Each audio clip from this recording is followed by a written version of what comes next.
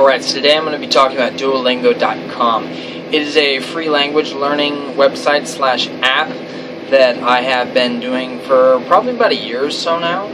I first discovered it while I was scanning Pinterest, and it's just like, oh, you can learn languages for free on Duolingo.com. And I'm like, that sounds interesting. But I didn't believe in free stuff. I still really don't. So I knew they had to be making money somehow. There's no way this is going to be a free app. Turns out they make their money by selling advertising, and I'm actually okay with that. I'm very okay with that. And I decided, why not?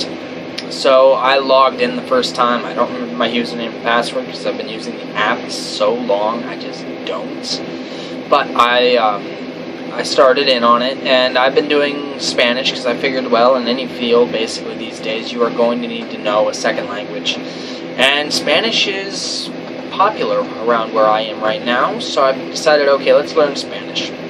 I tried to learn Spanish a few years back before that, and it basically didn't work, or kind of worked. I learned a little bit of Spanish, but it was college, so I wasn't sure what I was doing. College was awesome and all that, but the 2 semesters of Spanish I barely passed, and apparently my test grades did not reflect the amount of Spanish I actually knew, because the guy that was sitting next to me was like, dude, I've been sitting next to this guy for 2 semesters, and the amount of Spanish he actually knows is not reflected in his test scores. And so I decided, okay, well, let's learn some more Spanish. Let's try and have conversations with people, stuff like that.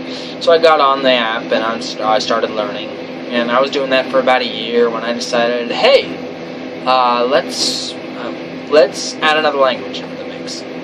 So I decided to add Irish. And Irish is not like Spanish in any way, shape, or form. The conjugation is different, and all the other stuff, everything I've done on it was just different.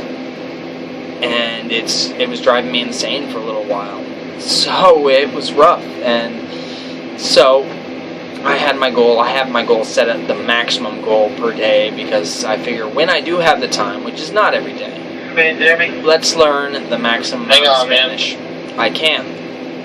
And so I tried to learn the maximum amount, and so I did that. And so nowadays my strategy is interesting, because actually if you use the paid version of it, the non-free version, and you get the unlimited health and the unlimited all that, it's not as fun. I like the unlimited. I like the non-unlimited stuff, because then once you run out of health, once you've made 5 mistakes that day or however many, you've got to either wait 25 hours, or you have to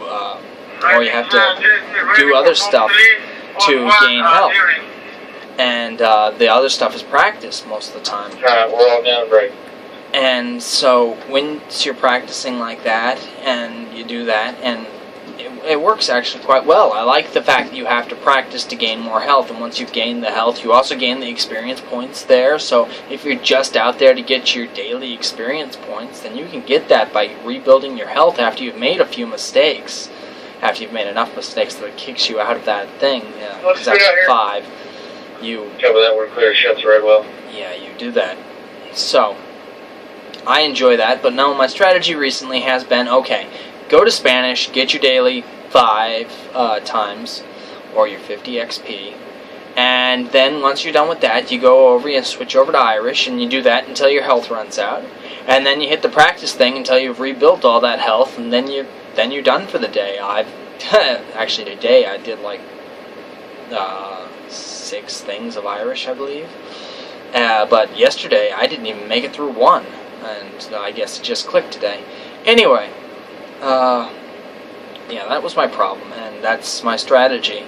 So, remember, life's tough. It's even tougher if you don't know how to get where you're going.